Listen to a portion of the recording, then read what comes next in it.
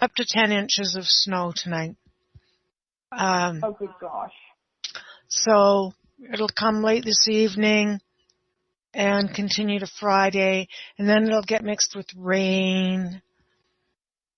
So, and then more on Saturday, but will be rain for the low-lying areas. But because I live on a mountaintop, we will probably get the snow. No, I don't live in Washington. I live in BC, Canada, Dan. Just we're straight across from Washington, He's actually. Canadian. But you know what I noticed? It's so weird. Is that like Victoria? Yes. It's really close. It's close to Seattle.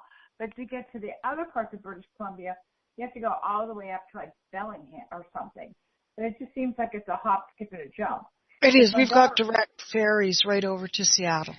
Anacortes in Seattle. Happy because my daughter lives in Seattle, and my dear friend Jen lives in Victoria, and it's just they can probably see each other. I think we can, because when I go on my hikes and I see Seattle, I always sort of give a little wave. Hello, Amy. Hello, Madison. Yeah. Pretending I know that you're there. Hello, Deborah and Marie and Popeye. Yeah, and Barbara. Hello, Barbara. Here. Marie and Popeye and Cell Phone California. Welcome to the Cell Phone California. It's going to be something, Deborah. It's going to be top. Yeah, drop our top. So I'm going to think before I drop my top, Deborah. But la-di-da. Okay. Hi, Marie. Everyone's here, and they'll continue. And so, anything else you want to share about what's been going on with you? I think that you haven't been on in a couple of weeks. No, I haven't been on in a couple of weeks. I was getting that nasty cold that was going around, and it completely just knocked me out. And then exciting news. My daughter, well, it's exciting for her, but because I live, vicariously sometimes.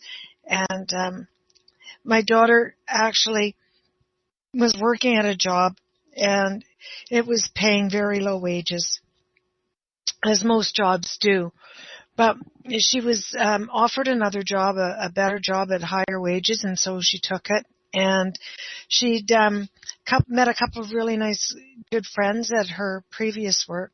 And so as a going-away present, one of the young women that she worked with gave her a scratch-and-win lottery ticket for $2.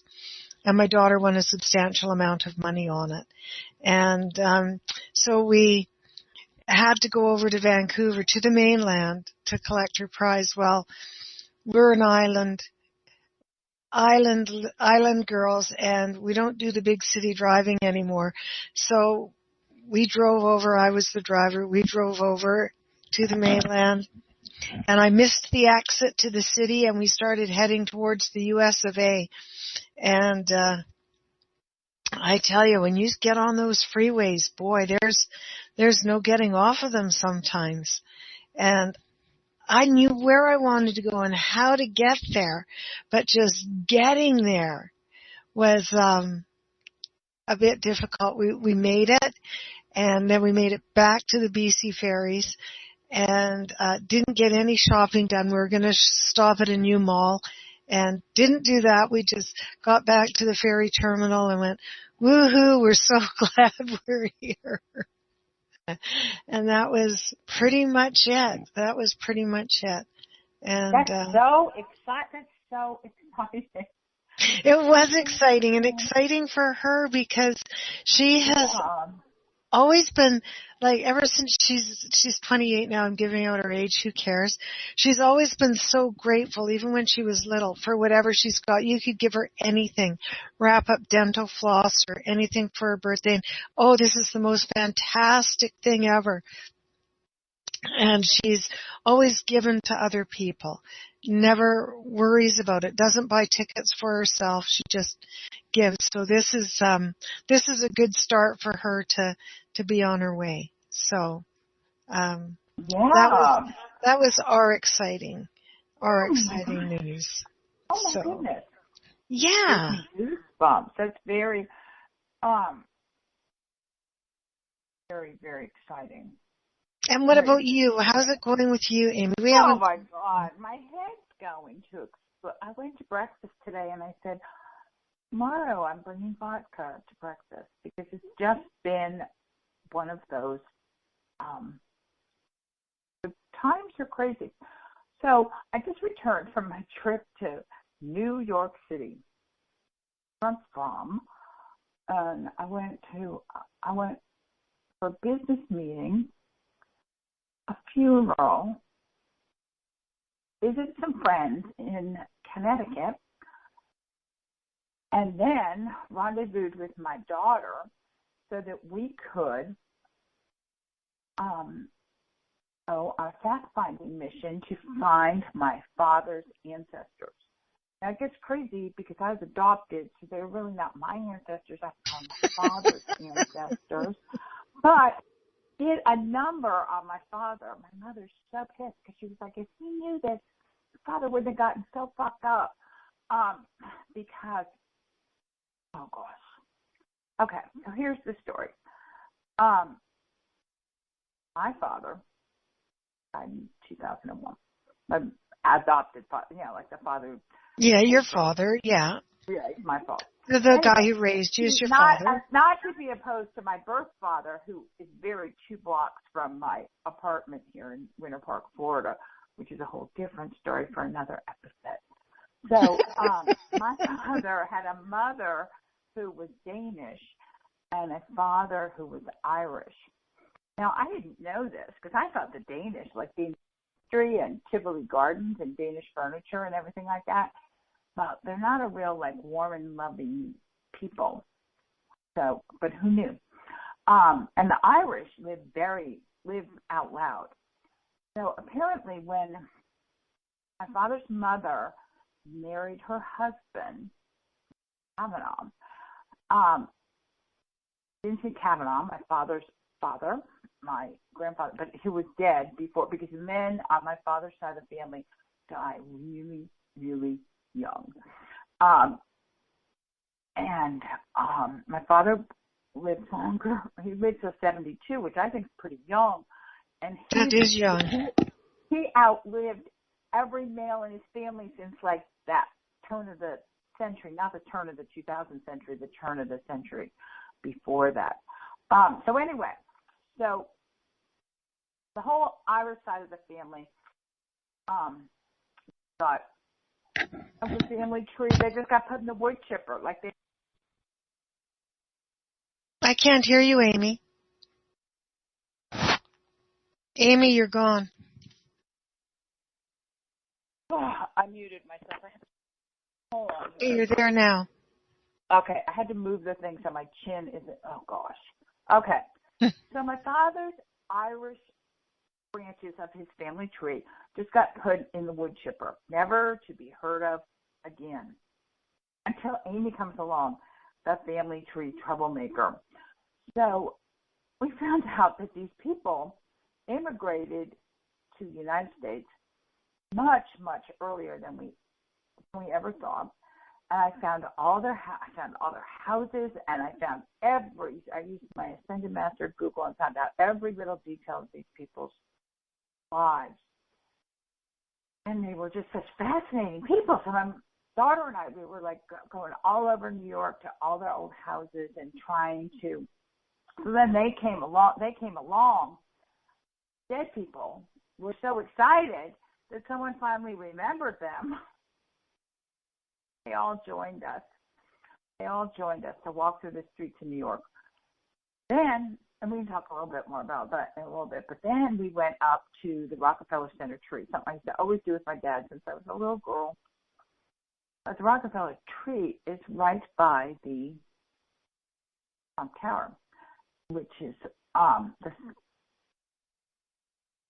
a lot of attention. It's getting a lot of attention paid to it of late. Oh, God, she can't hear me. Everybody, I can hear you. Christy can't hear me.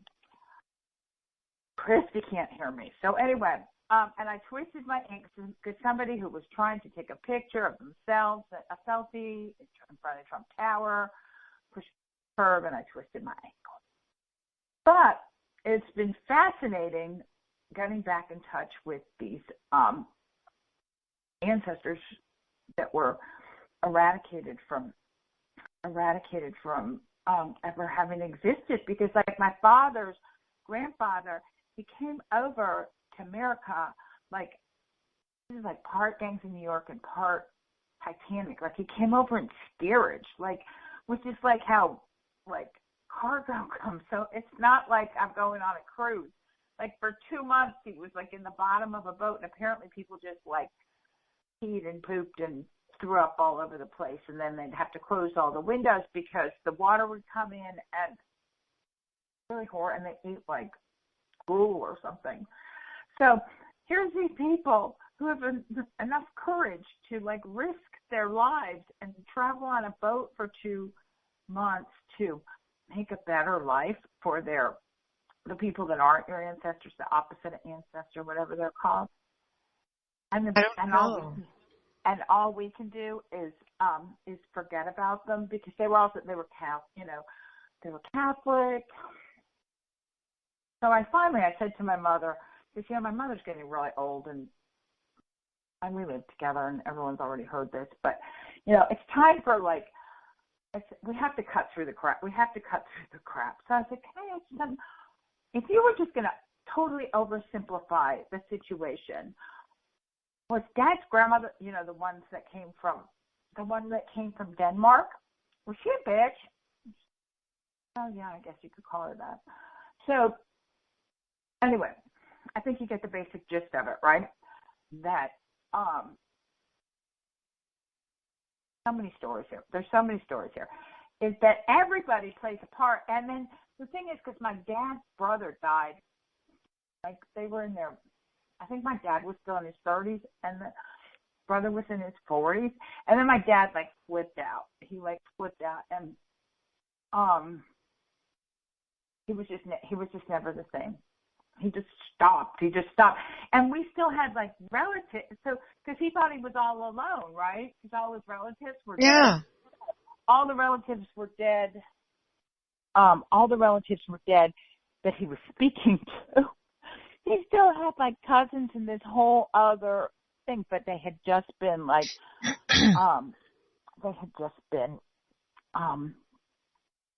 whatever the word, they were just made they were shunned. They were made invisible. So there's a million. I'll let you talk for a while.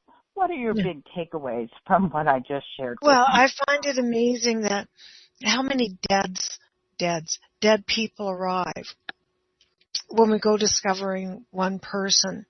And, our room or where we sit or where we are gets filled up with them. And as I'm saying that, I'm going to have to find a blanket or something because I'm getting incredibly cold. And I know the other readers in the room, Barbara DeLong and whoever can attest to that, because it just happens. The dead just stay with us, and they walk along with us. And some people say, just tell them to go away, and that does work. But a lot of times they're going to walk with us, and they want to be with us, and to me that's okay. They've obviously got something to impart, and they're going to go with us to do that. I haven't done a lot of ancestral work on my side. I've gone back a few generations, and I know my mom came across from the UK, United Kingdom, but she came across in the upper class because that was her upbringing. So, and we've lost my grandmother somewhere. I think it was my grand's family. Somewhere. We don't know. We only got so far back, and then we've lost someone. We don't know where they are. So it's really interesting to go and see where everybody fits and how they go, right? Yeah, what was really interesting for this was that, like, you know, it seemed like they were just, I mean, I knew they were Irish. And I just figured, well, if nobody's talking to them, they must be like, you know, whatever. No judgment, but whatever. But they had been, you know, for generations, they had been homeowners and totally upwardly mobile. They immigrate, you know, first they were in the Fourth Ward in New York, which was where, if you saw gangs in New York, that's where, you know, all of that ruckus took place. But then they went out to Brooklyn, which became the first suburb, and then they went up to Westchester County, and they were business owners. But then my father's grandfather, the one that came over, like, you know, Titanic style. Mm-hmm. When he was 19 years old, he came alone to meet his brother, who was already here, and then he naturalized a few years later. And 4 days after he naturalized, his brother died. His brother was like, you know, like whatever, 23 or 24. So, like when like that, and his father had already died when he was like 3. So, you know, when you have that much trauma in your life, you might react to it. So instead of people being like, oh, wow, this poor guy, he's been through so much, they're like, oh, he sucks. Let's just pretend we're not Irish anymore. And but what was super interesting, because they were Irish and they were also Catholic, and I got married in Catholic church. Both my kids are Catholic, and one of my cousins became Catholic, you know. So we gravitated back to being Catholics, and my cousin, the one that has a lot of kids, like her kids are the same names as some of these lost ancestors. And I told you my birth father, right? I found them a couple years ago, and it turned out that his son, who would be like my half brother, was my daughter's rowing coach. Well, first it turned out that I was living the golf course. I was conceived on the golf course that I was living on. Not that I was living in a house, but it was on a golf course, and I was conceived on that golf course. And my daughter's rowing coach and my half brother were college roommates. So I just think that we have this thing inside of us that, like those, you know, speaking of Canada, like Canadian geese, you know, that we just find our way home. But it makes me so sad for my father, because when his brother died, I think he felt that same isolation and abandonment that his grandfather did, and he reacted to it the exact same way, which was basically shutting down and drinking himself to death. So they say in the Bible, those, you know, the sins of the father, for, you know, we carry this stuff in our cellular memory. And while I don't necessarily have this in my cellular memory, I was, you know, it was what I was raised in. And it didn't have to be that way if people just told the truth. That's the part that pisses me off, for lack of a better term. Like, a little honesty would have gone, my father wouldn't have suffered. He wouldn't have suffered. He wouldn't have been all alone. He would have had other, anyway. So that's So what when you said that the man on your father's side died at an early age, that's funny because the men on my father's side have died at an early age. We say that the men die early. And it's, I think it's kind of, it makes the men now apprehensive. Is that going to carry on? So we're not going to smoke and we're not going to drink and we're not going to work in this profession that our ancestors did, because it may be predisposed that, we're not going to live that long. Is it but genetics? if we live our lives like we are, we're going to be ancestors, and that we are, if we live our life as if we're like trying to improve a product, like the iPhone, we had the iPhone 3 and 4 and 5 and 6, and if we lived our lives like that and thought of our future generations as being like the iPhone 7, we wouldn't have to keep repeating so many of these. We wouldn't have to repeat so many of these patterns. I never really thought of myself as being a future ancestor. Just think of my life as being mine. My life's mine. I can do whatever I damn well please with it. But that's not really true. That's not really true. And while we certainly want the best for our children and we make sacrifices and things like that, I think in all families,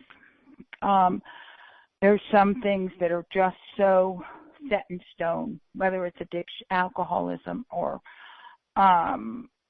particular, or legacies of abuse, legacies of, sexual abuse, physical abuse, emotional abuse, these different patterns that we don't have the wherewithal. We don't think we have enough power to change them. But if we started living like, this is what I'm like obsessed with now, is that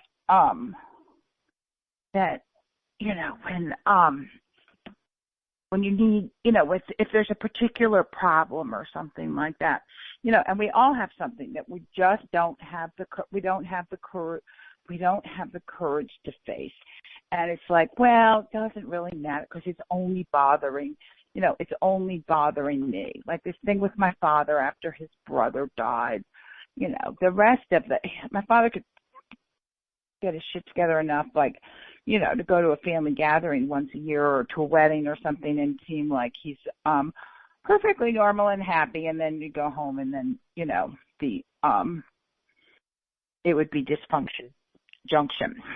But it's like, or, like I'm thinking this stuff with me, like my, never really gotten a handle on my relationship with food. And as a result, my daughter has a really bad relationship with food. So if we thought about addressing some of these things,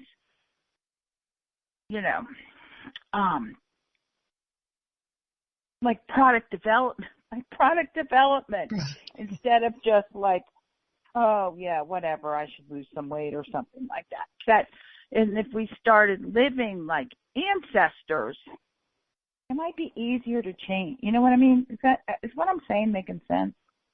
It does. I think that hard to put it into words, isn't it?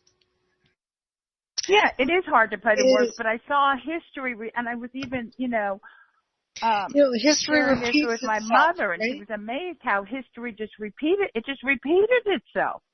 It just repeated itself. Now, why does that happen? Like, we can look at it and we can say, why haven't we learned? Like if this has gone on before, and this is how people were treated before, and this is how individuals felt after being treated like this, whether it was good, bad, or indifferent, but especially if they were treated poorly and behaviors didn't change, then why does this continue on? And I really struggle with that part of it. And it's like a relationship with food or a relationship with parents or a relationship with siblings. Why doesn't it change? And I can see that in families and in families. So why doesn't it change? Why do we allow it to continue on? Is it, what kind of stop, drop, and think moment is it? I don't know. Big happy birthday to my sister Connie at this time because I just thought of it, and that is my stop, drop, and think moment for right now. Speaking of families and things and whatever. Happy birthday to my sister. Yeah, happy birthday, Connie. Yeah. So, and it's Chris's birthday I think next it's week. because it becomes comfortable. I think we gravitate to the familiar more than familiar is more important to us than what's familiar is more important to us than what's comfortable. And there's a lot of, I guess there's a lot of reasons. I guess there's a lot of reasons. It's familiar. It's always been that way.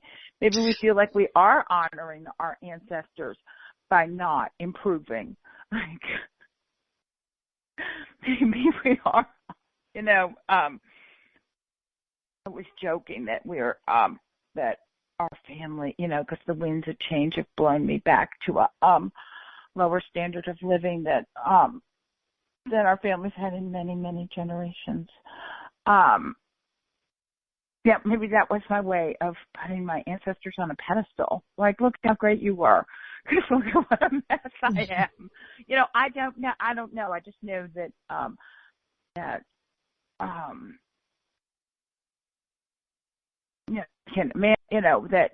we're constantly,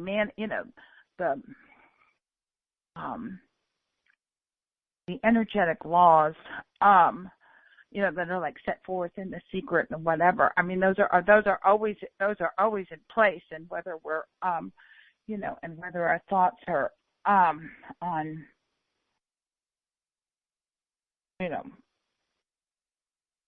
status quo, or our thoughts are on, coming up with the iPhone 8. Well, I don't know. I know a lot of, there's so many individuals that really go on the premise that what you put out, you get back. And we're allowed to have our not so good days, our bitchy days, whatever. And you're allowed to whine and have your negative thoughts, but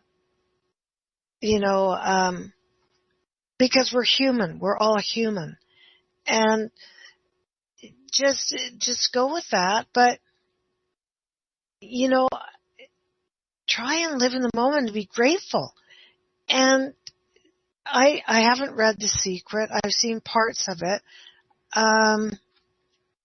But you get the basic gist. In The Secret gets very, very gets very, very diluted and distorted into almost like Bewitched, where you just twitch your nose and get more stuff.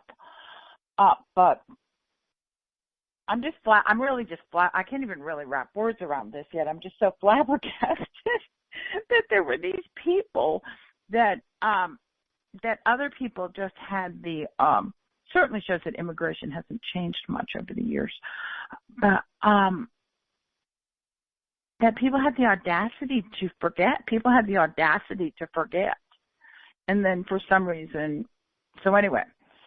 So With we the have a audacity, huge crowd tonight. There's I know more it's the people here audacity than to have been forget here. And that others were here, right? That others came over, that others came before us. oh my And God, I'm out. I'm just absolute. I'm like, they better not forget me. I'm all worried that I'm going to get forgotten. Like, excuse me, you better not. You better not forget me. So, but no, but is that how we live our lives? Like, how do you live your life? Pardon me, I'm so tired today. That drive to Vancouver just knocked me out. oh, I'm so tired. I'm so tired too. I But was so tired the other night. Not to play Can You Top This, but I will. My car was like on the other side of the airport because I came in on a different airline. So, and it's only two. It's like Terminal A and Terminal B. It's not like some mega airport. But between my twisted ankle and the fact that it was like 11:30, and I was so tired. Like the airport hotel shuttle was closer than my car. So I just got in one and went to a hotel even though I was 3 miles from my house because I was so tired.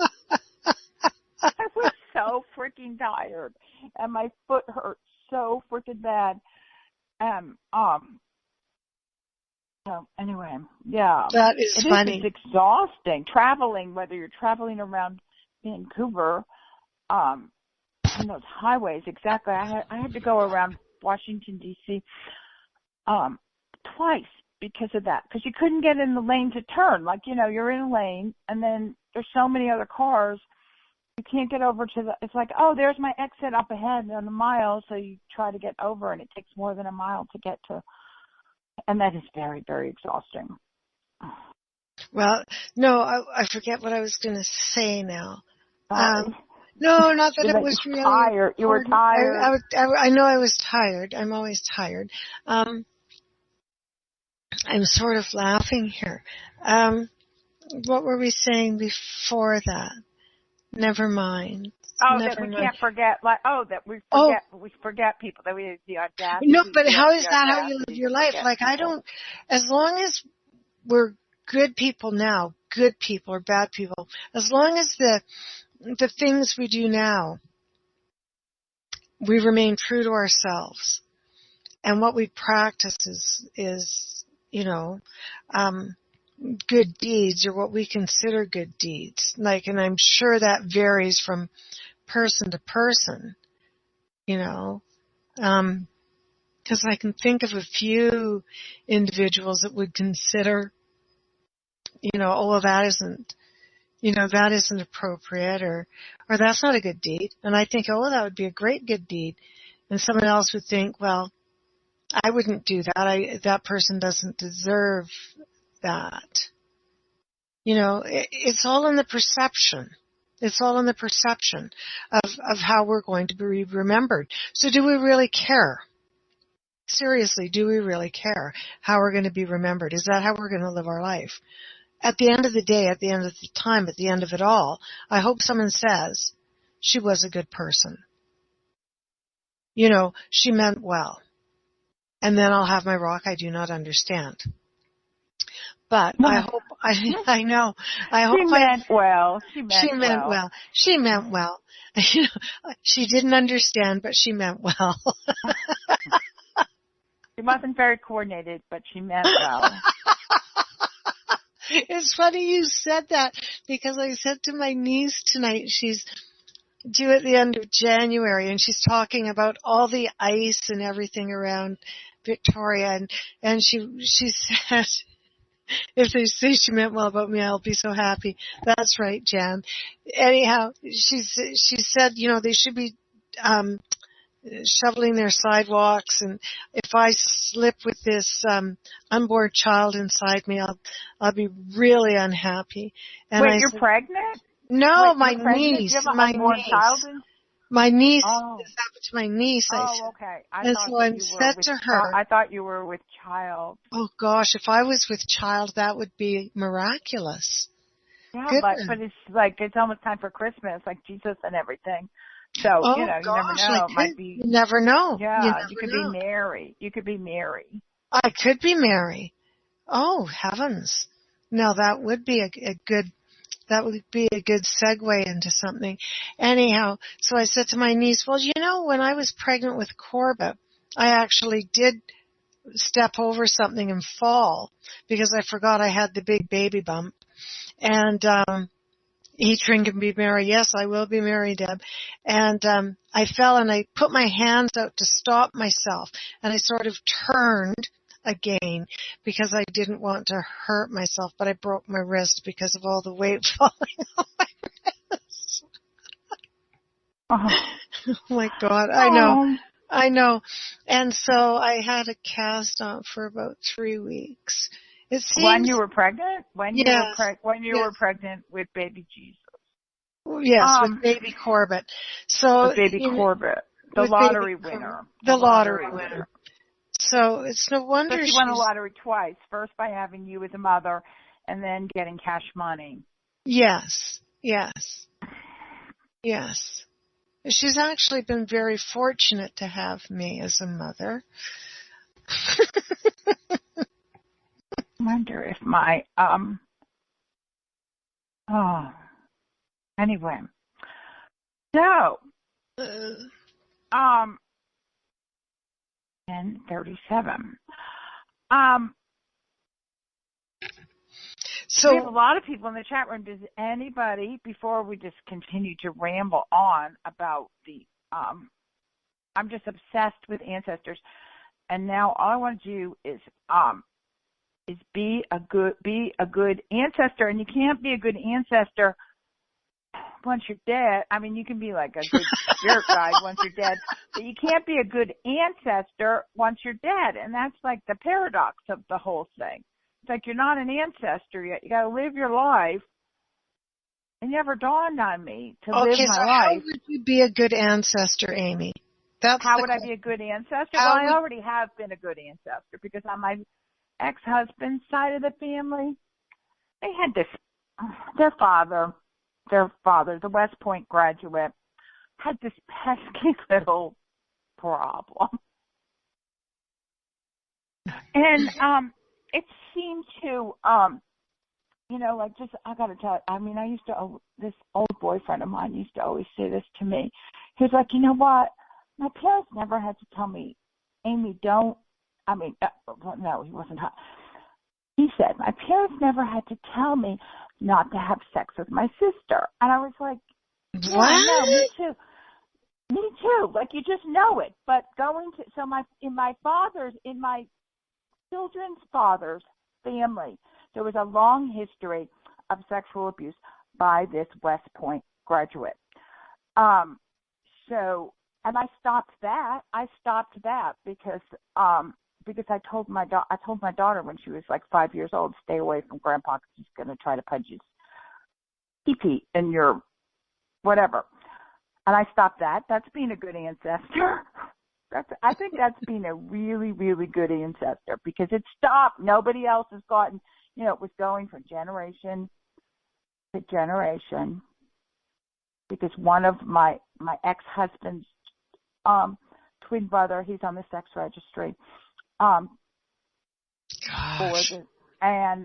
it stopped because I opened my mouth. I think that's being a good ancestor. That is being a good ancestor. And I think I'm being a good ancestor finding the missing ancestors while people can still make sense of, I'm like got all the little chips out of the wood chipper and glued the whole family tree back together.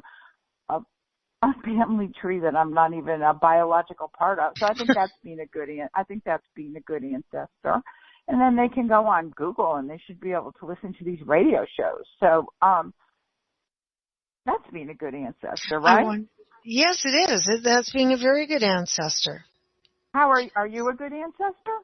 I think I might be. I don't know. I think they'll say that, she was an activist. She tried to save the earth and hugged a few trees in her time. She had more pair of boots than she did money, which was good, because I do love my boots. And this is very interesting.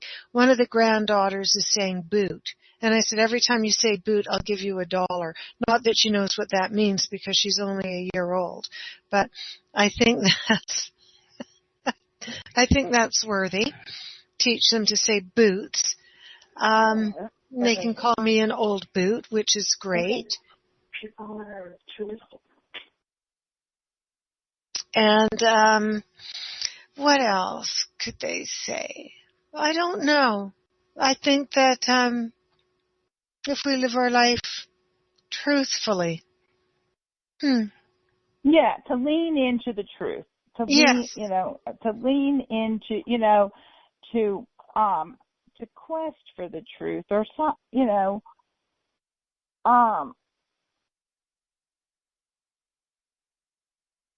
Yeah, I think something like that. Something, to quest for the truth. And the interesting thing I'm finding about questing for the truth is sometimes it requires you to rewrite your past. I've been doing a lot of that lately too. How would you rewrite your past? Well, you rewrite your past by changing your mind. Because, we hold on to these all this selective recall about, we don't remember every single thing that happened. And, if we told our story, we wouldn't tell everything that happened because it would take as long to tell it as it took to happen. And people don't have 59 years to hear my story. But by changing what I remember and what I focus on, I've been able to change my past. I've been able to rewrite wrongs. I've been able to, have a different perspective on,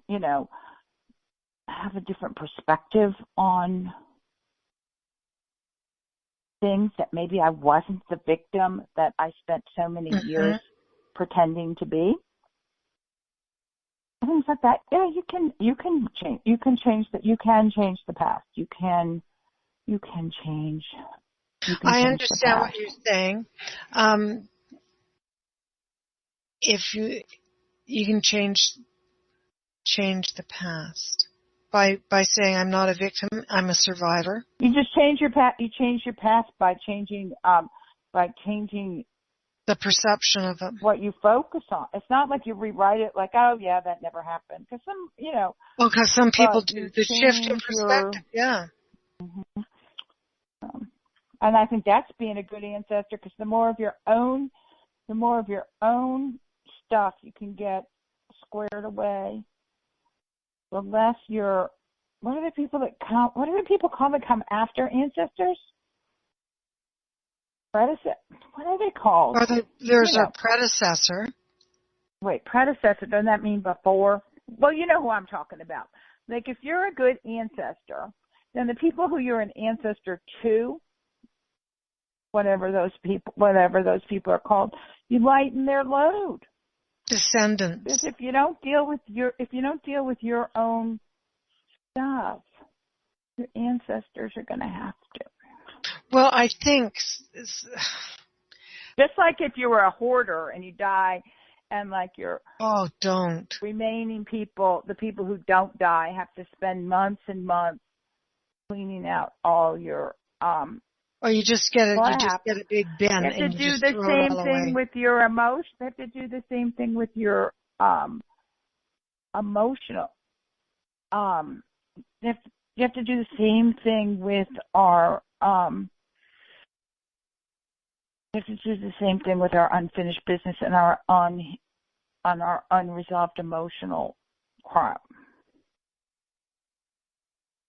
So, but I'm not saying that. I mean, I just figured this out. I just figured this out a couple of days ago, from finding Vincent. From Vincent, Vincent, who came over when he was 19 years old in this like really shitty boat.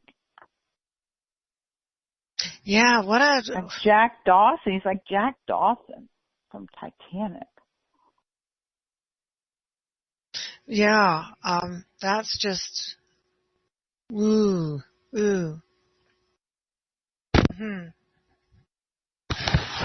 Well, why don't we take a short break? Do we have music somewhere, Amy? Or no? Oh, I don't know how to do that. You could sing, but yeah. Let's take a short break, and since we have so many people in the room, maybe some people would like to Read for us. Or like to read for us, yeah. It's a two-way street. Or we're not having any songs, Popeye. Sorry. And then callers. Oh, Popeye's in charge of the show tonight. Okay. So, yes. Do you have the music there, Popeye? No, I have no music. Oh, Dream Master. I've got questions for Dream Master. Okay. Well, what are we going to do? How are we going to signify? What, do we just have a moment of silence on our break? What are we doing here? A moment of silence. I was just going to get a drink of water, but that's okay. No, go get a drink of water. I'm actually dying to smoke a cigarette, but yeah, okay, go get your drink of water. Yeah. Go get your drink of water. Mm-hmm. Anyone that wants to unmute themselves and play some music for everyone else. Otherwise, everyone is just going to need to entertain themselves or play amongst yourselves. Or quietly ponder, are you being a good ancestor? And how would you be a good ancestor? Okay? Right. And if somebody wants to unmute and sing, you're welcome to. The next I was going to say play with yourself, Popeye, but didn't want to go there because someone might. Yeah, I am. Yeah, exactly. Hi, Mary Margaret. Anyway, we need that is Amish comedian changed the family name. That is a good ancestor. And Amish, you say that your mother eats M&Ms for dinner. I often have dessert as an entree. Are you saying that makes me a bad mother? No, it makes you a good ancestor. Okay, makes going me to get a good my water. Ancestor because I do whatever I want. But be right back. Be right back. 3 minutes, folks. Hi, everybody.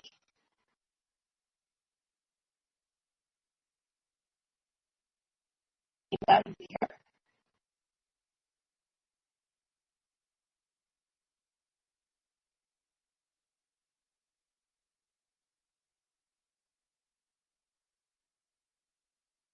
Jen, are you back?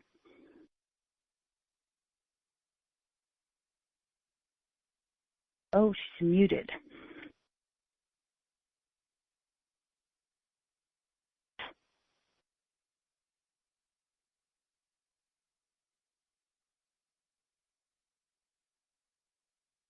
Okay, well, hopefully, Jen will be back in a second. Sorry, Mary Margaret, that you are sick.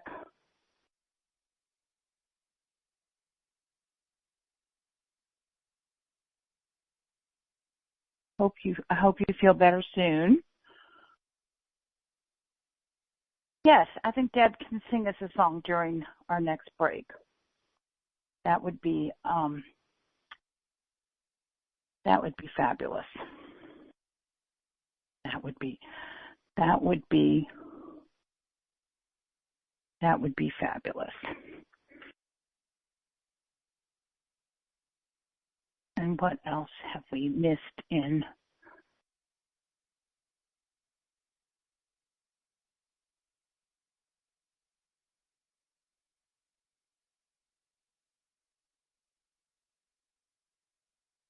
I hope Chris is doing better. I hope when she listens, she at the 11th hour asked me to turn on the show because she gave me all the powers. Oops, I have to. Is that you? Who's that coughing? I'm back. Oh, good. Oh, but I just muted you, I think. Good God. Anyway, I don't know what's wrong with Chris. I don't know what's wrong with Chris. I think I'm going to she wanted me to know what was wrong. She would have told me. So probably just needed a break. So, okay. Okay, so we're back. So we're back, and we're not going to talk about ancestors anymore because Papa was getting bored, and he wants us to do some reading. So if anybody wants a reading, phone in. Now, Mary Margaret, in. what's wrong with you? You've got laryngitis by the sounds of it, and you're going to emergency. Here, I'll unmute Mary. Well, I don't know if she feels well enough to talk. Mary Margaret, are you there? No, thank you. Oh, she's breaking up. Oh, and there goes, I've lost all my, can you hear me? Yeah, I can hear you.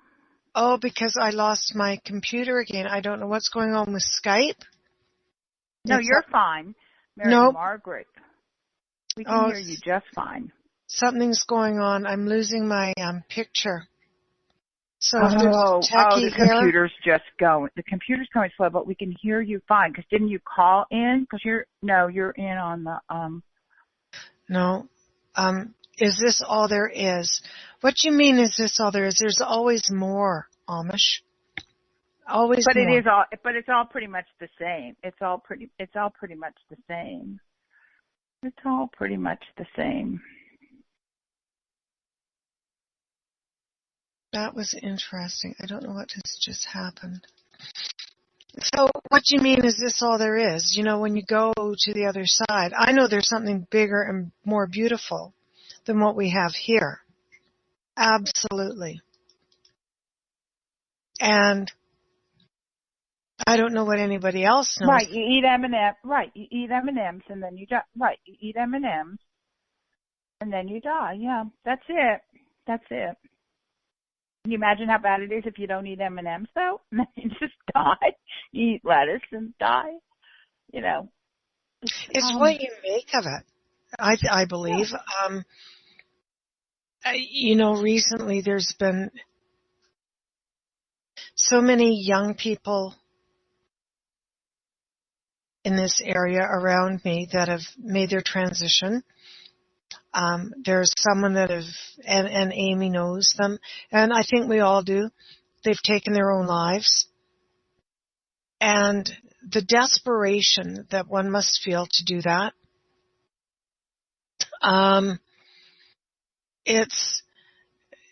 to me, it's really, because I've experienced that. I'm a suicide survivor. The desperation and the heartache and the despair that the individual feels to go to that step. The heartache is the heartache that people live with, and the heartache that people die with. I've had a rash of people die, not suicide. This would be more like slow suicide, through but these are abrupt suicides. These are very, very, and I just think that there is more. There is more. And it is what we look for. And maybe some of us, I don't know if we come here for the quest or we've written it, or, at times I think we do sit back and check off little boxes and say, this is what I'm going to experience in this lifetime. And this is what I've come here to do. I'm going to go, across my country. When I'm a teenager by myself, I'm going to experience going down to, Vermont. I'm going to do this, that, and the other thing. And then I'm going to go home and I don't know. It all sounds really pretty when we say that. And then you think, I didn't know I'd signed up to be, a suicide survivor, and that this was going to be the most catastrophic thing that hit my life, and it would change me in the way I looked at things. Is that all there is? I don't know. I know that there's something greater out there, though. How I know that? Can't tell you. I just know it. Absolutely know it. And if I could tell you, I would, but don't know. So,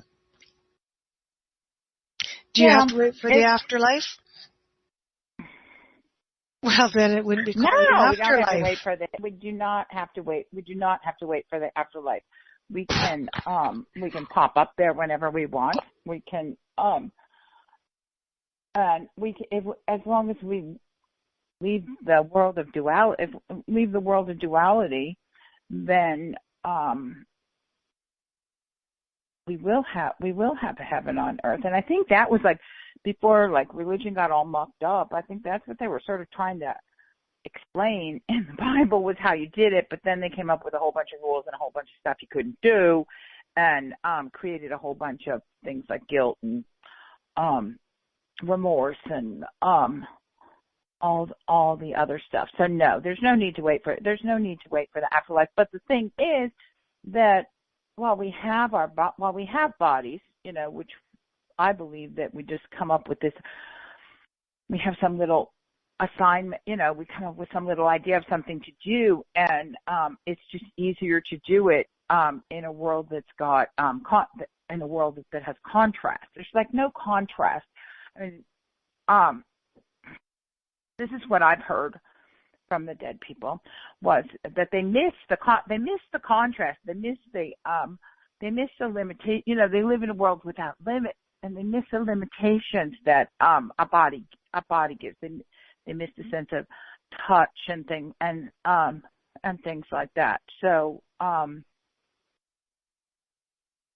so there's pluses and minuses. Like when we start talking to our dead people and stuff like that, it's very we can get a little bit what is that word? I can't think of what it is. Like thinking like being dead is like a great thing. And miss the point that like the dead think having a body's a good thing, which is why they start vibrating at a lower speed and create a mass and reincarnate. So it's like grass is always greener on the other side. Like when you're dead, you want to be alive. When you're alive, you want to be dead.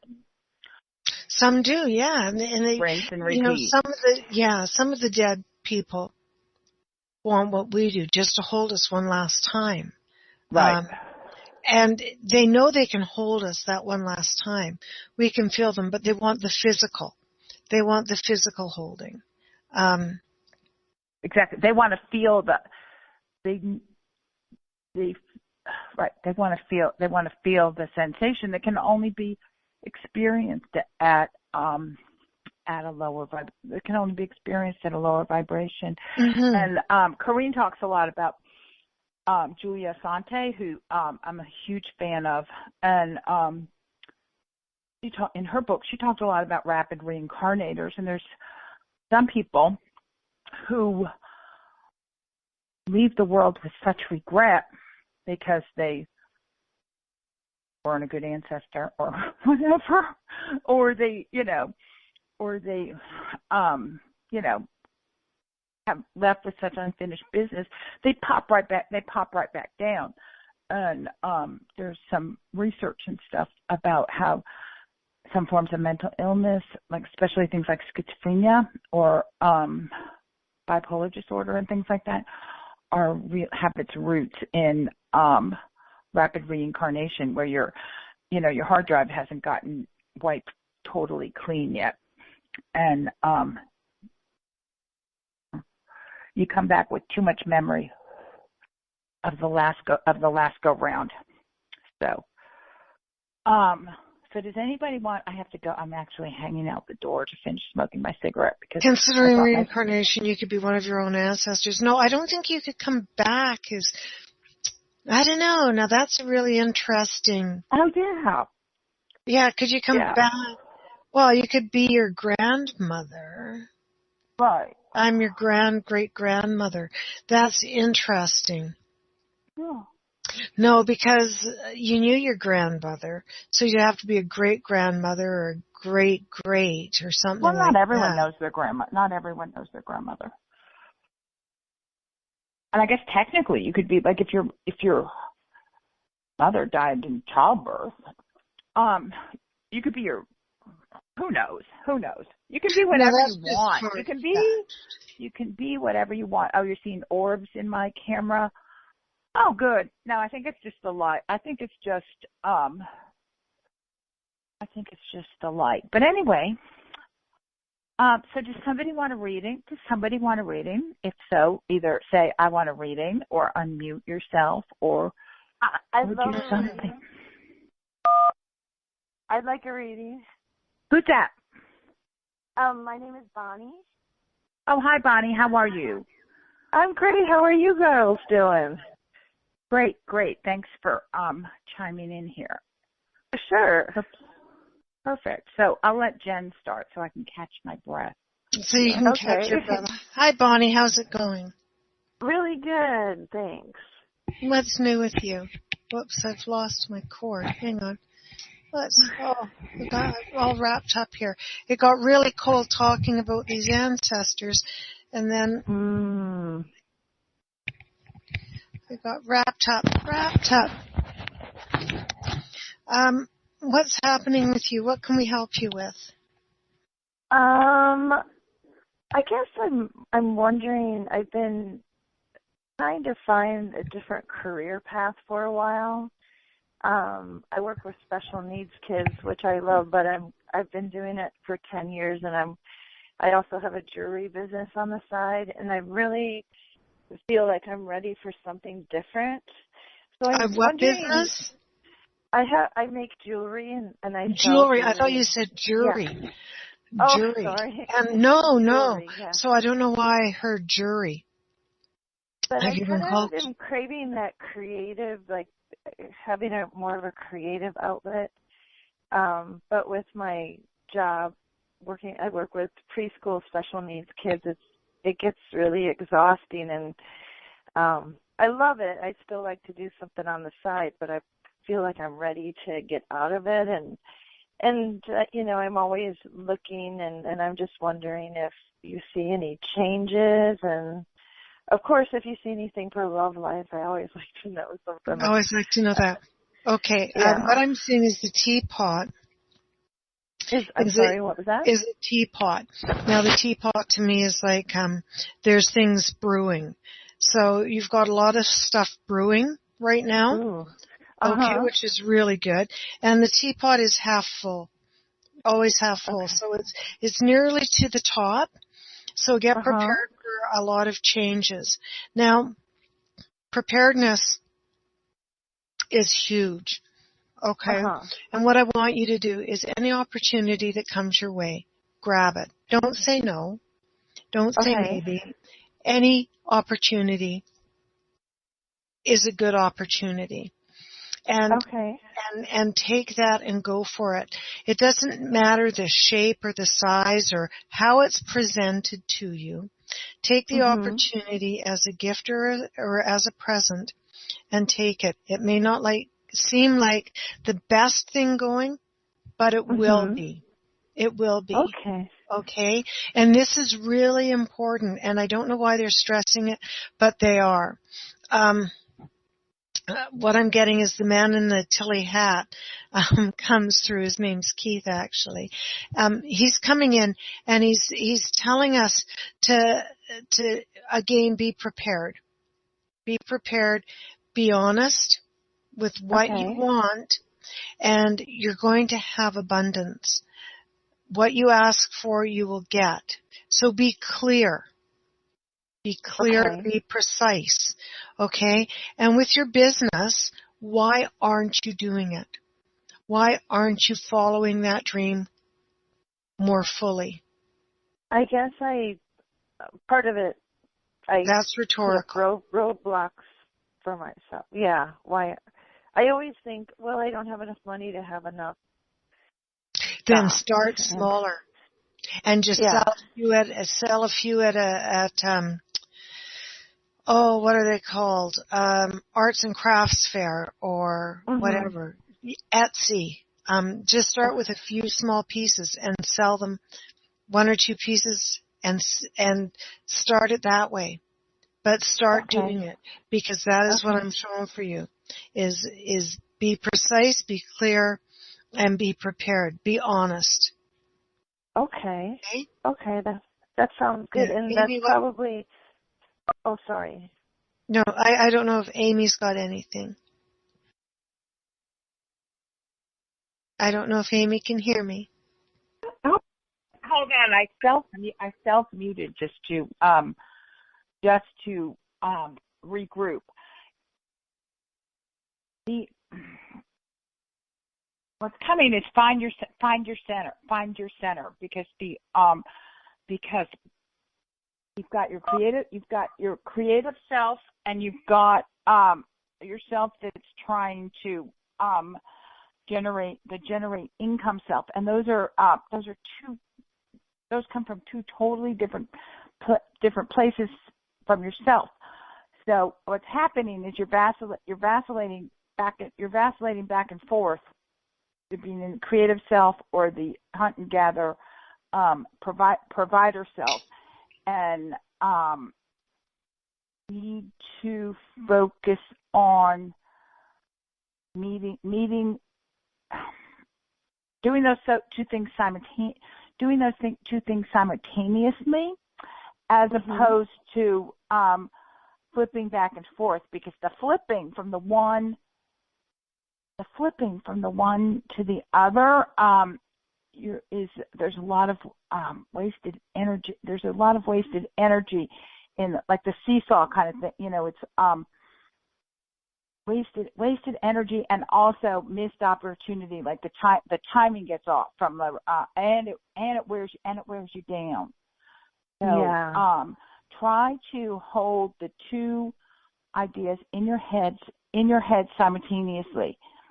And of course, easier said than done. I don't have any specific tips as to how to do that, other than to spend some time quietly, sort of visualizing how the two coexist, as opposed to it being like this battle. Like, you've got, like, where you've got, like, the one the one thing on the one, your creativity on the one side, and then your voice in your head telling you create, and then the other voice in your head is going, no, you can't. You have to go. You have to go do something boring and stupid, so that you can take care of yourself.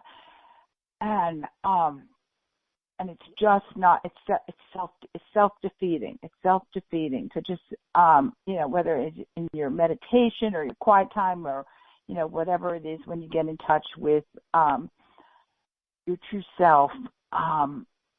Think of the idea of melding the two and meeting in the middle, instead of having them just come from total opposite sides. It'll be much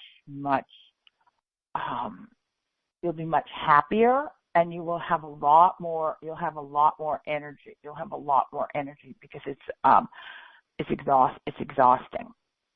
Yeah. And it's slowing everything down. So just sort of visualize the ways that it can meet in the middle. And there are things like what Jen said about the SD and things like that. It is sort of like a huge part of the new economy. It's like how the millennials live. So just pay attention to and that would be a good thing. Pay attention to what young entrepreneurs are doing. We think about. I spent so much time in the earlier part of the show talking about learning from the people, that came before us, but we can also learn a lot from the people who came after us, and they're much lighter. They're much lighter on their feet than we are, and it will happen. But right now, the way it's going is it's you pucker out, like right before it's ready to actually pop. So. That makes sense. Do you show anything for love life? Jen? I'm not getting anything in the very near future. I'm going to pull a card on that because I'm really I was just going anti-love to this pull a week, card on so I that don't one want because I'm not my... getting anything really specific for you. It's like a closed shell at the moment that's just slightly opening. It's like there's going to be a couple of prospects. Are they good? Might be good coffee dates or salad dates. As someone says, you don't want a full meal with these people. Yeah. But maybe someone in the future. What kind of future? Don't know. What I'm getting is I just pulled 4 cards, and one of the cards is the angel of marriage and assisting you right now. And I think that the answer to your second question, very similar to the answer your first question, in that you really need to be specific. You need to be very specific about what you want. Do you want, very specific about what you want, and then, because that's going to make an impact as to who comes into your life. The rest of the cards are telling me that this is a time for you. You're reinventing and repackaging yourself. But then also the angel of marriage came in. I think that what is going on right now is because you've got all this uncertainty, and you're spending all this energy working on yourself and reinventing yourself. The timing isn't exactly right, because you're not exactly sure who you are right at this very moment, and until you've got some of those things cleared up and have some peace of mind about that, you don't have a clear enough picture as to what you're looking for in love to be able to A, see it when it walks right past you, or B, I don't want to say attracted, but it's something like a word like attracted, because your energies are so scattered right now. That's how they are seeing you. Go forth. They're fractured. So that makes sense. That's funny you say that. Go ahead, Amy. So, Jen, I'm having a hard time finding words. So. I know you are. And that's why I was going to jump in like a Mad Hatter here. I pulled cards too, and it's funny, we've got the same cards, Amy.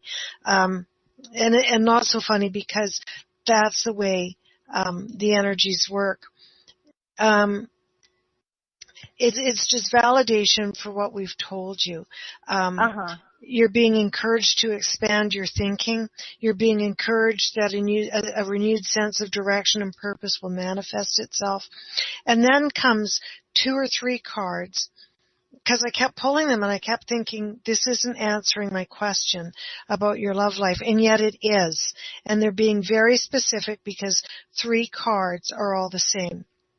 Goddess of compassion, angel of self-worth, and God of spiritual healing. And they're all saying that self-criticism is diminishing your sense of self-worth. So, right? So, you're currently undervaluing yourself. So, stop, drop, and think about what you're saying to you. Would you say that to someone else, or would you speak to that other person kindly? Right. And I want you to start talking to yourself kindly. And telling you that yes, you are so worth it. And when you do that, And when you believe that, then that person, that dinner date guy, partner, will come in. Okay. And I mean that. That's what the Okay. cards are all showing. That's what the card of marriage is showing. That So you got the card of marriage as well? I didn't get the card of marriage. I got 3 cards talking about your self-worth. Okay. That totally makes sense. It does, doesn't it? That totally makes sense.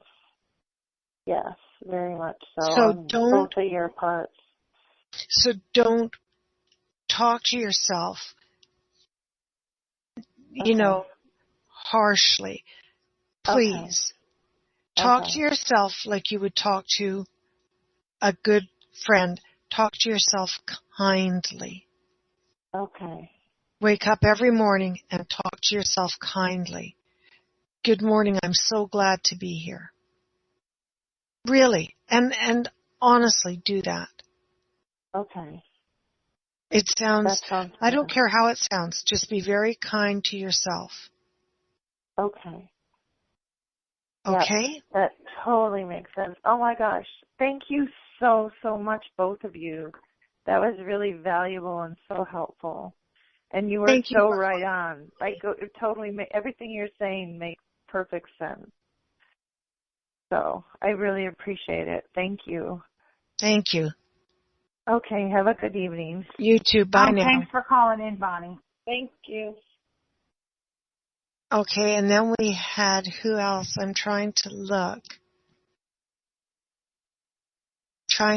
back up there. Who else wanted a reading? Do we have anybody else in the queue? Yeah, Popeye wanted a reading, and and Dream Master called in. Oh yeah, he did call in here. There we go. Unmuted. Hello, ladies. Oh, I love that. Hello, ladies. I say that to my twin granddaughters. Hello, ladies. Mm-hmm. Hi. Who do we have?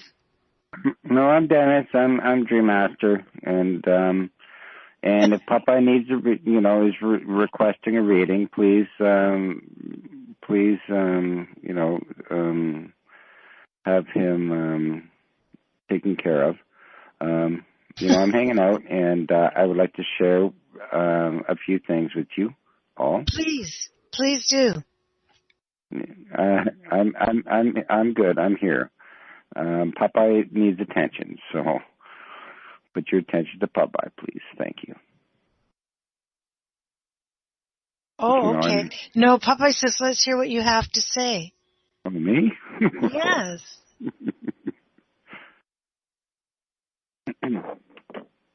All right. Oh, I'm smelling aftershave around you.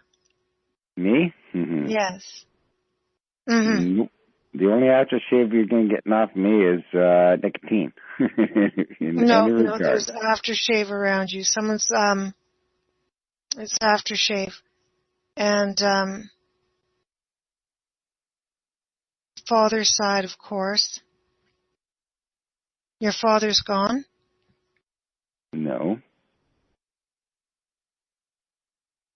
It has to be grandfather. It's on your father's side, Dennis. Yes. That would be my grandfather. Okay. Yeah, Go ahead. I really don't call in for readings, okay? No, I understand. You're busy enough already. There are other people that need attention. There are other people that need humans that need have questions that they'd like to have answered more so than I do. Right? And I do appreciate you taking my call, and thank you, and thank you. My energy is high right now. If you can tell. Okay. Cool. I'd just like to mention that I really love what you do and what you bring to humans. Your conscious awareness is very recognized and very much appreciated. And again, we appreciate that. We thank you. And I just, again, if you want to give me a reading, go right ahead. Because, there are times where that I will, quote unquote, it's not fair, but quote unquote, test readers to see, the vibration that they hold, that they carry, and that's not fair. I understand. It's just that when I get called on, and then that's when I'll do. So in the meantime, I'd just like to mention.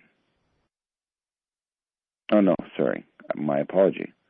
I would like to ask you, ladies, because you are beautiful, connected, wonderful, energetic ladies, how you see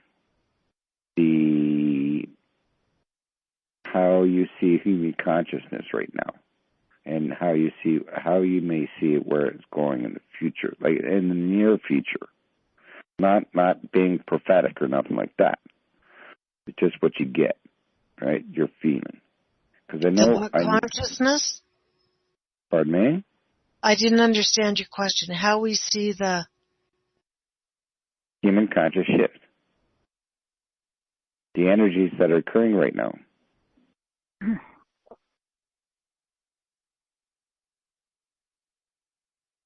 What I see, we're in a period of great change, and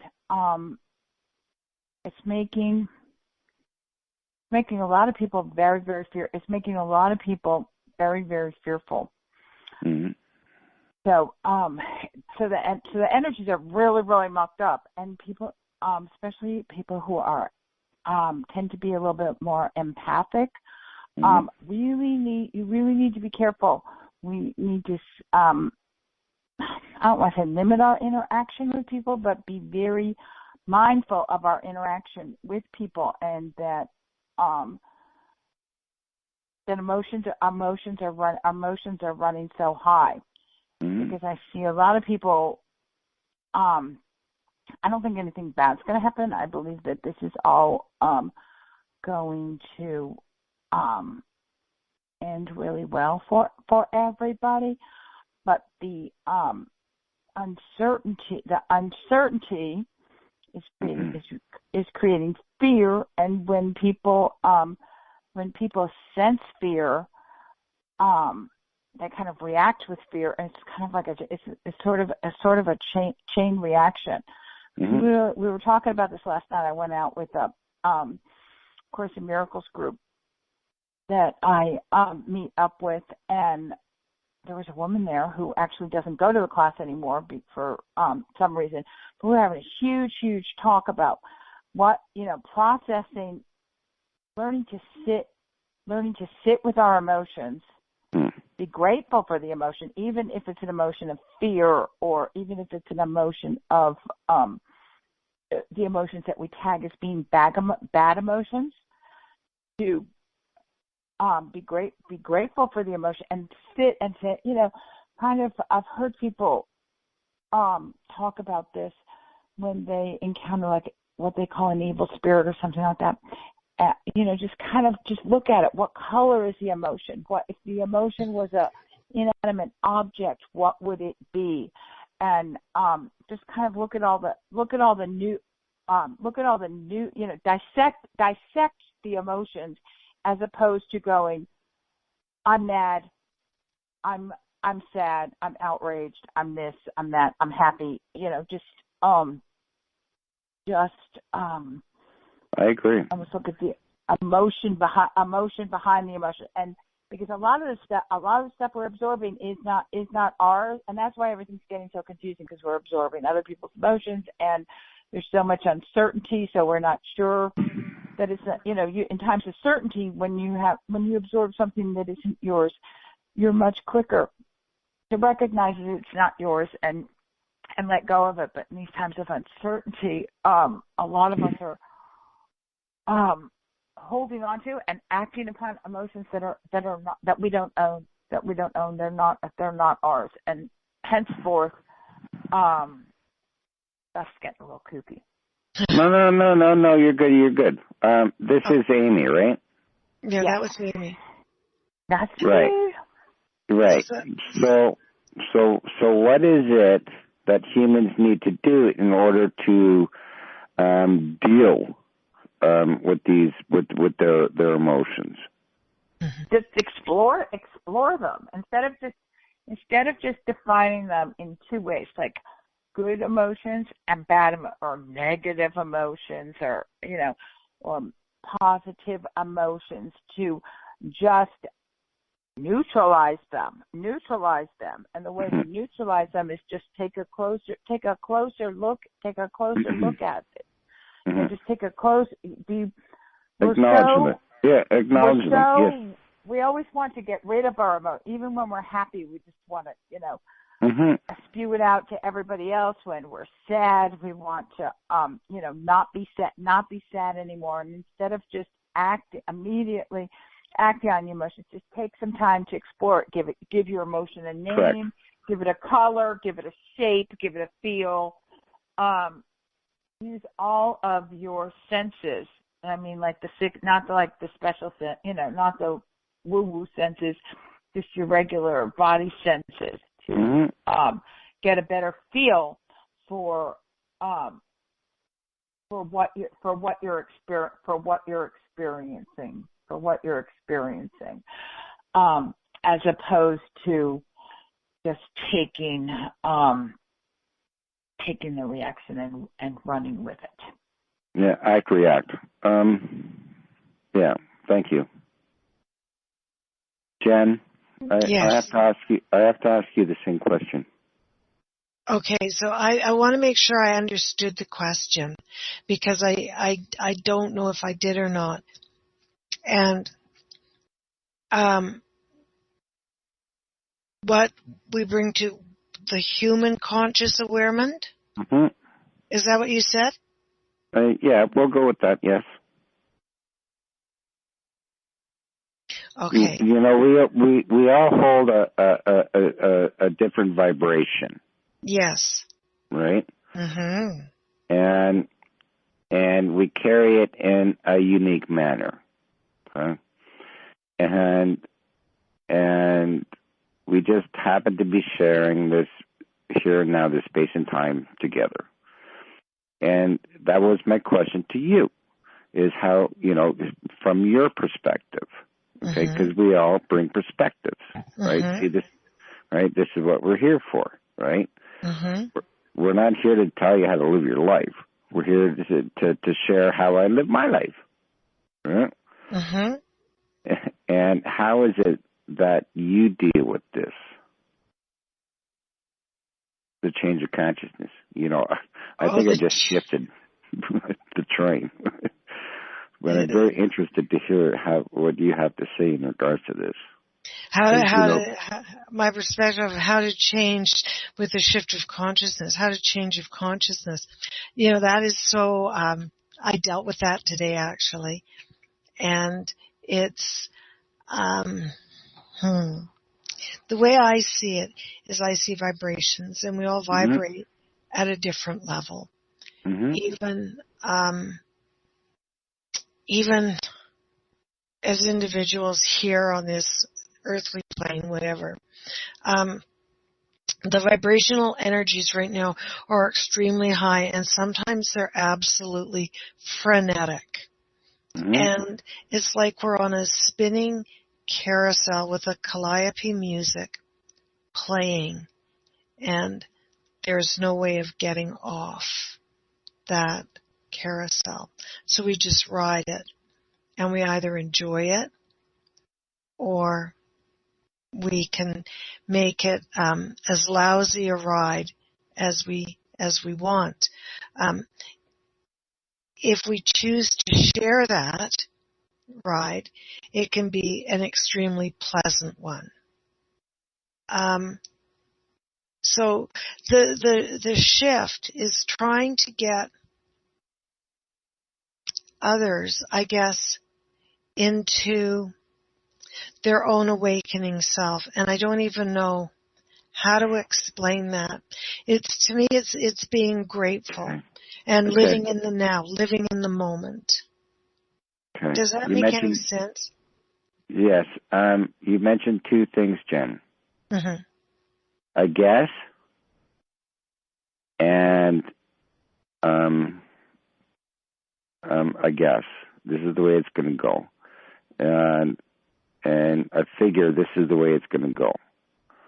So Jen, you got to, see, this is what people forget. Humans, they're knowings within themselves. See, and you have those knowings within yourself already. Mm-hmm. So it's not guessing or knowing, or guessing or it's trusting within the universe.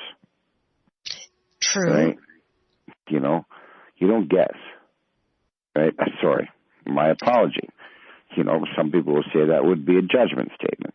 I do not judge, and I apologize for that statement.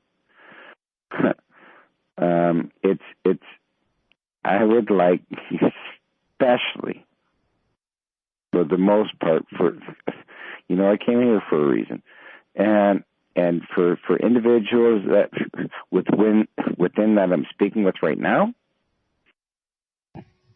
again, forerunners, okay, and the individuals, the spirits, the energy that you hold, the both of you, you're looked up upon. 100%. And we all have questions. We all do.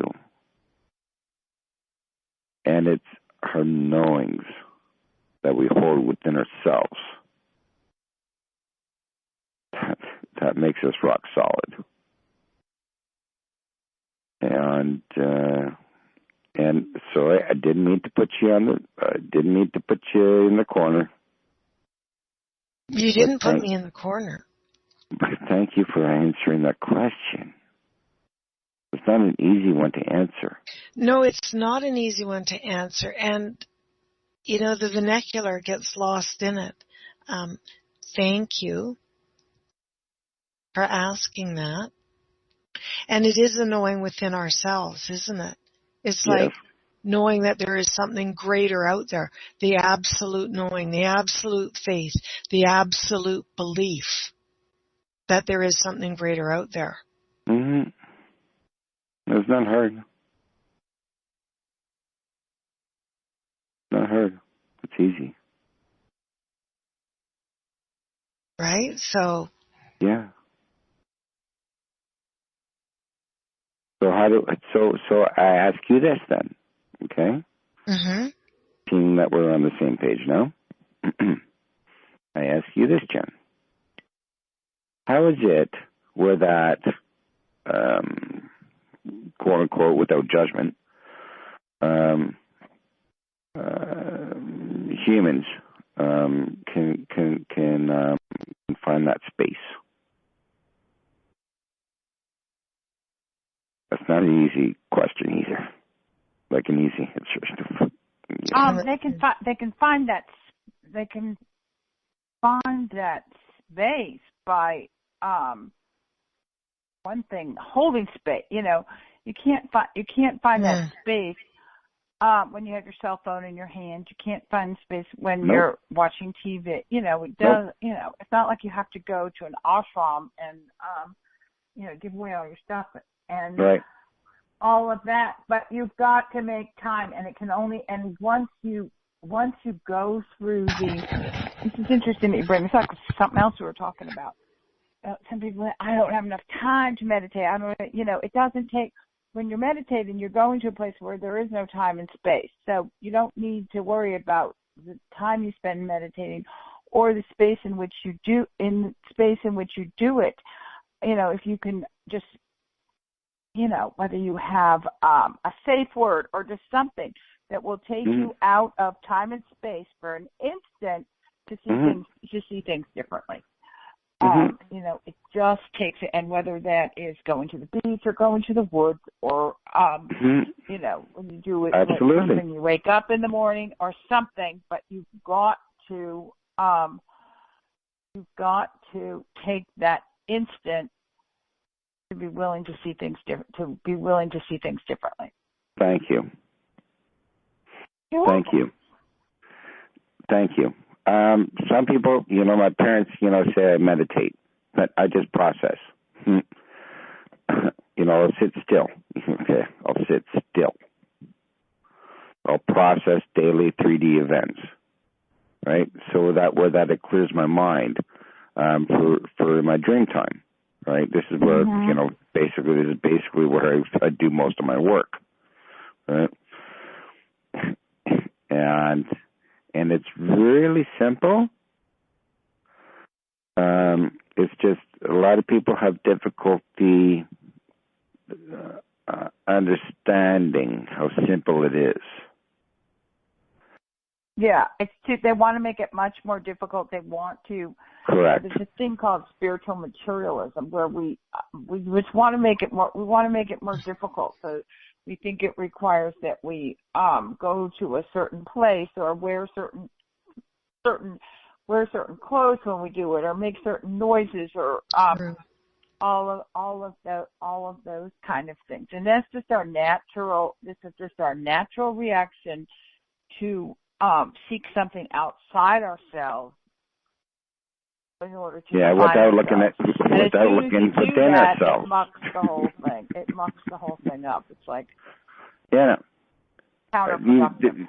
You just mentioned something, Amy, that is very, very interesting to me.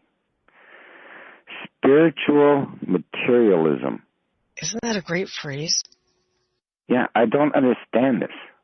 I've never heard of this before. Oh, I understand what you're talking about, but please explain. Well, it's just where we look for something outside ourselves. We look for something outside ourselves.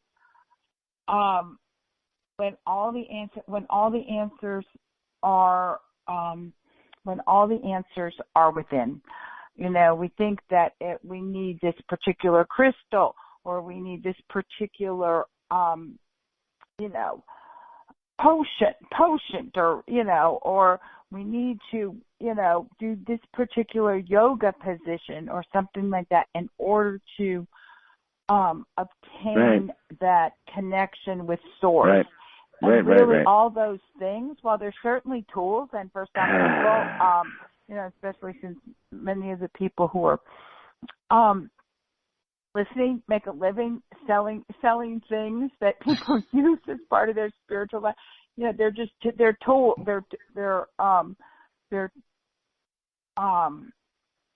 we make like the in Christianity they talk about false idols. To me, a false idol is anything out. When you start thinking it's that crystal that's got the power.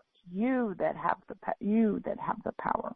And I think that's what you said earlier to me, Dennis, is trust in the universe. Mm-hmm. It's the knowing. And that's part of the spiritual materialism. What's annoying about looking within yourself? Annoying? I said the knowing. The knowing. Not annoying. The knowing. It has to be my headset that isn't. Sorry, no, you're good. This is what I wanted to question. This is what I was going to rebut to Amy with. Is modalities, right? And Amy, many spiritualists or spiritual individuals that live a spiritual life or whatnot. I'm really getting tired of this label. Sorry, my spiritual friends. Is that they, for the most part, work in microcosm. Correct. Now, right. Now, Correct. I do not judge. I do not. I do, but I do. So, for sake of comparison, for sake of more better more like analogy, more just meant as analogies. I know we don't want to judge because we're highly vibrating. We don't judge, but I can't understand things unless I judge, discern something like that. I like to build analogies. Yes. One of my I could tell you a story right now, but anyway, go ahead. Sorry, please. Oh, please do it by all. Well, first of all, we only have 15 minutes yet. Did somebody want a reading before we continue this? Before we continue this discussion? Oh yeah, Popeye's got to get picked up. No. Is Popeye there? Did he want a reading? Popeye, it's no matter. He's still on, he's chatting away. Popeye, unmute or call in or whatever, because usually he calls in under, let's see. Oh, no, here he is. Okay. Janice, we're putting you on hold for one brief minute. And we are picking up Popeye before to it. Are you there? Oops. Unmuted. Can you hear me? Okay, I think we got you now. My mouse is a little too sensitive. So you said you want a general reading? You want a general reading? Okay. Now I've got the computer muted, so I'll turn up the phone, and I hope you can all hear me. Yes. Okay. Well, I just kind of wanted a general reading, and it's nothing really like crashing or urgent. I was just figuring I'd kind of get things started by being the first to kind of transition things from conversation into a reading. But if you ladies don't mind, I would appreciate anything that happens to come through as a message from the other side. Okay. Well, I've got a person, male, mid-teens, I'd say. Mid-teens. They're telling me mid-teens. Male, mid-teens. Denim. Like to wear denim. And, everybody can laugh at that, but he liked to wear denim. He appears in denim jeans. Neil Diamond, Forever in Blue Jeans, is the music that comes with this fellow for you. And probably in the 70s. I'm going back to the 70s for this fellow. Can you take that guy? Oh, wow. That could be one of many, but I have someone in mind who I think it might be. Okay. Because he's coming forward, and it is him. Okay, he's showing me. There's a grandfather type or an older farmer type with him. What I'm considering to be a farmer type. He wears a straw hat, so I'm going to call him a farmer or a working man. And he's also for you. And he's attached to this young guy. The young fellow, did he He's showing me white blowing curtains, whatever. Was he from a rural area? Not the city. It would Yeah, I grew up in small towns, so. okay. So yeah, it's the rural, rural, rural area. Okay. And he's talking about his sister. So do you have a sister or is it his sister? Because he's talking about his sister. Well, it could be either. I don't remember if he had a sister or not. But you have a sister. But, well, wait a minute. I may be thinking of the wrong guy. Yeah, okay. And he did have a sister. Because he's talking about a sister. Definitely a sister. Hang on. He really wants to be heard. He keeps bringing up the Neil Diamond song. So I'm going to just throw out the name Neil to you because that's the only thing that's going to make sense with this is that he's attached to a Neil. Neil. You had a positive influence on his life, and he's knocking a table leg or a chair, desk, school days. It would be school. It's like a school table I'm seeing. Okay, yes, we went to school together, and I kind of had a thing for his sister. Okay. So he's come through. He's around you. I can't get a name on this fellow. All I get is the name Neil. Neil Diamond, Forever in Blue Jeans. Isn't that funny? I haven't thought of that song in years. Oh, for heaven's sakes, does the name Glenn mean anything to you? Oh, yes. Okay. Okay. Yep, and it's the same time frame. Okay. Because I was just, the name Glenn just like popped up. So this fellow is around you and he's come to say hi, give you support, whatever. He stepped forward. He's showing me coins, so there's going to be some money. I don't know how much coming to you, but he's showing me some coins for you, okay? So that means money. Interesting. Okay. Well, I will just at this point tell Mike that I'm looking forward to whatever's coming. Oh, good. And his name is what? Mike. Mike. Good. Amy, what did you get? Nothing. I got nothing because I worked so hard on the last reading. I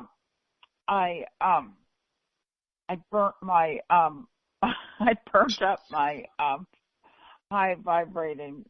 I burnt up my vibrator, so to speak. So I have nothing. I can't tell a lie. No, there's this guy is saying there's money coming for you. He's showing me 2 or 3 times now. There's money and there's keys. So you've got the keys coming, key to your future, key to Rebecca. Isn't that funny? That was a book by Ken Follett, I think. I don't know if I've read that one, but he's showing me a set of keys. So, keys and coins for you. Wow. Okay. Interesting. Mm-hmm. I will certainly take that under advisement and be interested to see what comes. Yeah, that would be interesting.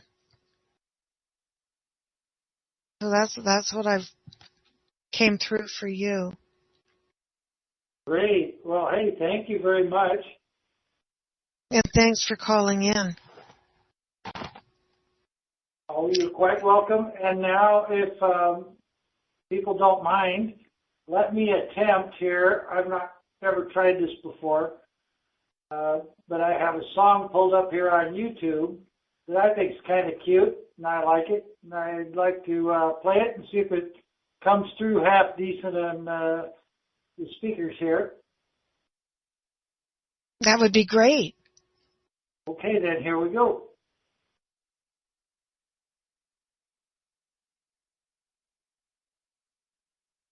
Oh, shoot. I've still got the computer muted. Hang on a sec. Okay. Run that back to the start and unmute the computer. Come on. There we go.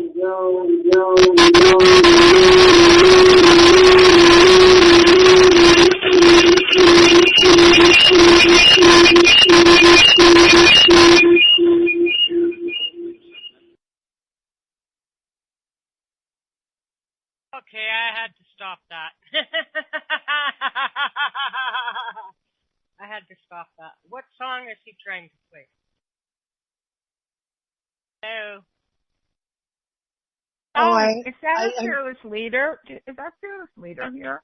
I've been listening, but I just had to stop that. I've been listening, she says. Just wanted you to... I had to Thanks for popping in. I wanted to ask how my dead people were, but they just all got chased away by that. Ask Popeye what song was he trying to play. Oh my God! It's like I'm still I'm like. I know. Rattled from it. I'm still shaking myself. I think that holy smokes and moly. My dead people. Do I have any dead people? Dennis was from Toronto. Toronto. A Canadian, eh? Dennis already had his turn. What about me? No. We're going to read Chris. Okay, Chris. What can we do for you tonight? Let's see.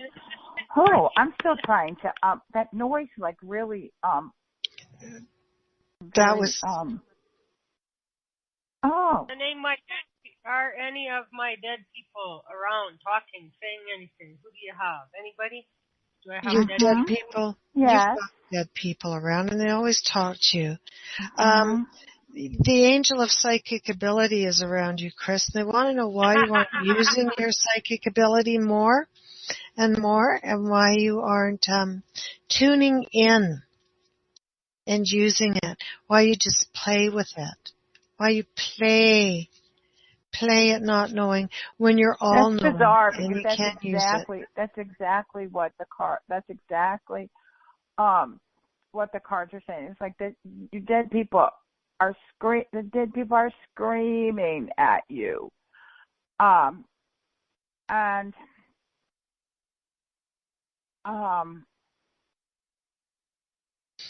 some days they and they've charted out a course for you that is going to require significant amount of changes. And they're just telling you that it's right there. It is right there.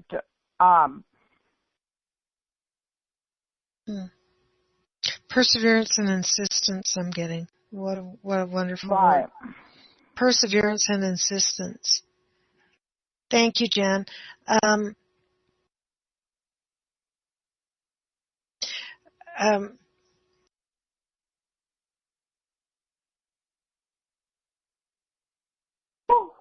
Excuse me. Hi, Jan. No, you're not alive, Mike. You're not alive, Mike Dennis. Sorry. Your time is up far now, but we'll have overtime in a minute. But they're not. I'm really, really getting sleepy because that noise and having to come up with hard words. This is really weird because there's like a star in the middle. There's a star that doesn't even belong Don't on even this say page. It says, and this is so weird because it doesn't belong there. And there's just a blue star. There is a blue star. And it's like in the middle of this card, this Archangel Michael, because I'm with you, giving you the courage to make life changes that will help you experience your divine life purpose. So what I would tell you, the star thing is so bizarre. So look for stars. Look for stars, whether you look at stars in the sky or whether you see stars, because there's going to be synchronicity and clues in the form of stars. Stars. Maybe even movie stars.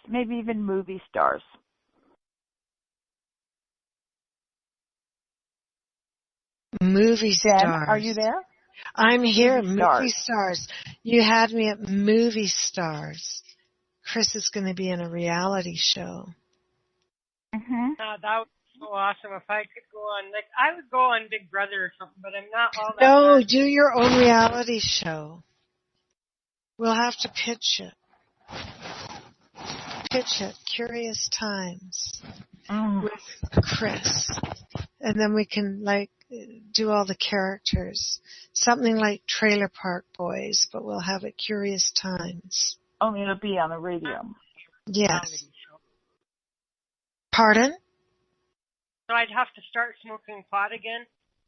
Mm-hmm. Yes, that's mandatory.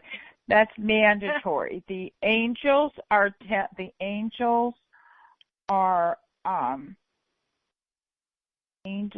telling you need to smoke more weed.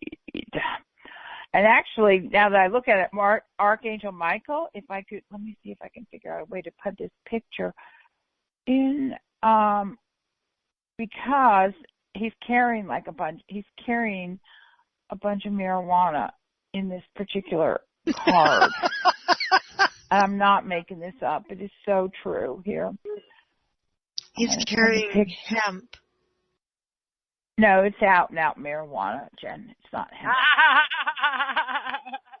Mind altering, THC-laden marijuana. There it is. You look at the card, Archangel Michael.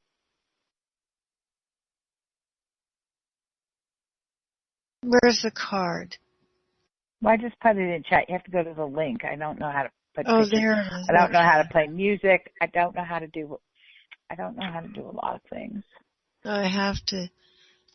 Now, this just taxes me. But your dead people think that you are. Your dead people think that you are a good ancestor. Oh, it is by the way, you are a good ancestor. Yes, you are a good ancestor. Very good. You win Ancestor of the Year award. And I'm not making that up. No, you wouldn't make it up. No, I would never make it. Not something as important as this, my latest obsession. That would be like faking an orgasm or something. Exactly. This is no laughing matter. So, I did do readings this morning. There was a Christmas show at Kathy's Distant Echoes. You'll have to go listen to the archive to see how freaking awesome I was. Oh, right. I saw that this morning.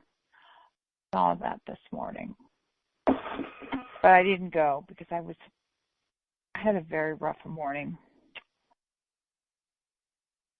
You so did. We're also going to. I'm going to stop recording.